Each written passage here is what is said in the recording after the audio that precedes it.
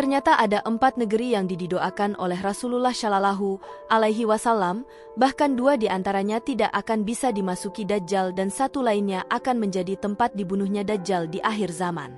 Negeri apakah itu? Sebelumnya subscribe channel ini untuk menambah kecerdasan Anda. Akhir zaman merupakan masa yang mendekati terjadinya hari kiamat. Kabar tentang terjadinya hari kiamat sudah tertulis dalam Al-Quran dan hadis, bahkan saat ini sudah ada banyak tanda-tandanya yang telah terjadi. Jelang terjadinya kiamat besar, maka akan terjadi petaka dan huru-hara yang akan melanda manusia khususnya umat Islam.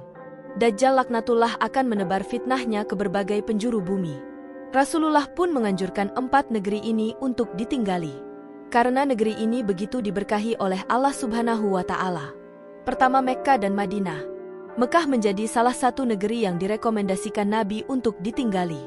Pasalnya kota suci umat Islam ini akan terbebas dari fitnah Dajjal yang kejam. Sesuai dari hadis riwayat Muslim yang berbunyi, tiada suatu negeri pun melainkan akan diinjak oleh Dajjal, kecuali hanya Makkah dan Madinah yang tidak.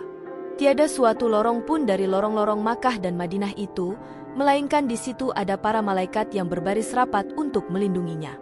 Kemudian Dajjal itu turunlah di suatu tanah yang berpasir, di luar Madinah, lalu kota Madinah bergoncanglah sebanyak 3 goncangan dan dari goncangan-goncangan itu Allah akan mengeluarkan setiap orang kafir dan munafik dari Makkah Madinah. Kedua, Yaman. Negeri Yaman ini mendapat julukan dari Allah Subhanahu wa Ta'ala dengan sebutan Baldatun Thayyibatun wa Rabbun Ghafur, negeri yang aman dan senantiasa mendapat ampunan Rabb-Nya. Bahkan Allah juga melebihkan negeri Yaman dibanding negeri-negeri lainnya setelah Mekah dan Madinah.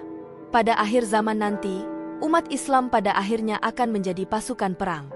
Hal ini sudah disabdakan oleh Rasulullah.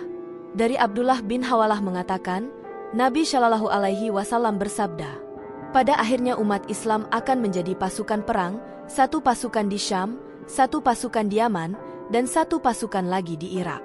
Hendaklah kalian memilih Syam, karena ia adalah negeri pilihan Allah. Allah kumpulkan di sana hamba-hamba pilihannya. Jika tak bisa, hendaklah kalian memilih Yaman dan berilah minum hewan kalian dari kolam-kolam di lembahnya. Karena Allah menjamin untukku negeri Syam serta penduduknya. Hadis riwayat Abu Dawud, Imam Ahmad, Al-Hakim, dan Ibnu Hibban. Dinilai sahih oleh Al-Hakim dan Al-Albani. Dari Abu Hurairah radhiyallahu anhu dari Nabi Shallallahu Alaihi Wasallam beliau bersabda, penduduk Yaman telah datang kepada kalian, mereka adalah orang-orang yang paling luluh hati dan paling lembut hati, keimanan ada di Yaman dan hikmah ada di Yaman. Hadis riwayat Bukhari Muslim.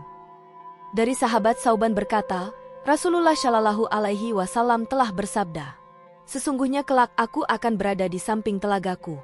Kemudian aku akan menghalangi orang-orang yang akan meminum dari telagaku, agar penduduk Yaman dapat meminumnya terlebih dahulu. Aku memukul dengan tongkatku, sehingga air telaga tersebut mengalir untuk mereka.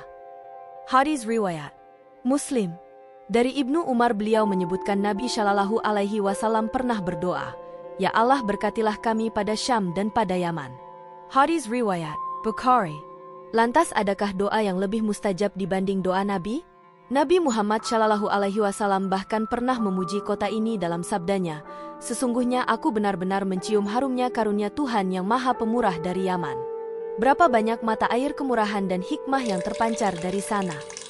Allah Subhanahu wa Ta'ala juga berfirman dalam Al-Quran Surah Al-Maidah 54 yang artinya, Hai orang-orang yang beriman, barang siapa di antara kamu yang murtad dari agamanya, maka kelak Allah akan mendatangkan suatu kaum yang Allah mencintai mereka dan mereka pun mencintainya, yang bersikap lemah lembut terhadap orang yang mukmin, yang bersikap keras terhadap orang-orang kafir, yang berjihad di jalan Allah, dan yang tidak takut kepada celaan orang yang suka mencela. Itulah karunia Allah, diberikannya kepada siapa yang dikehendakinya, dan Allah maha luas, pemberiannya, lagi maha mengetahui. Quran Surah Al-Maidah